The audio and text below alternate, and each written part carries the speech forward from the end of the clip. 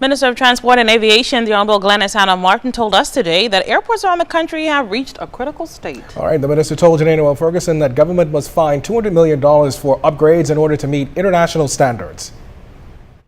The recent Moody's downgrade can have far-reaching implications for the country as attempts are being made to fuel economic growth for an already struggling economy. But capital infrastructure, including an upgrade of all 28 airports nationwide, is another reality that the government will have to deal with fast. Minister of Transport and Aviation Hannah Martin says the $200 million needed is not something to be taken lightly. We're meeting on that also tomorrow, to see what is the way forward to redevelop these airports to ensure that they properly facilitate aviation traffic. But again, it's the issue of leaving things over the years and not having a culture of maintenance or redevelopment. And it may be a resource issue. I'm not condemning anyone, but this is what you reap. You know, you reap what you sow, and the lack of maintenance, the lack of planning has led to what has become a critical situation.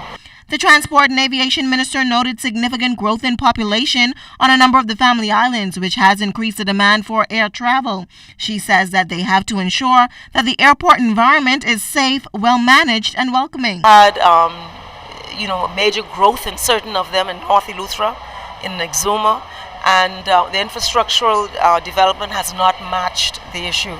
As a result, we have deteriorating plants all over the place, coming fast and furiously on a multiple basis. You wouldn't mind if it was one or two, but the challenges are multiple.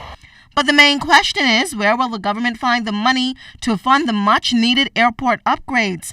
Hannah Martin says at this point they have to focus on public-private partnerships to get the job done. We're going to have to find the resources, use creative ways, public-private partnerships, whatever is required to ensure that we redevelop the airports. In the case of Bimini, we agreed with Bimini that they would foot the cost up front and that at the back end, through concessions, they would recoup what they've invested.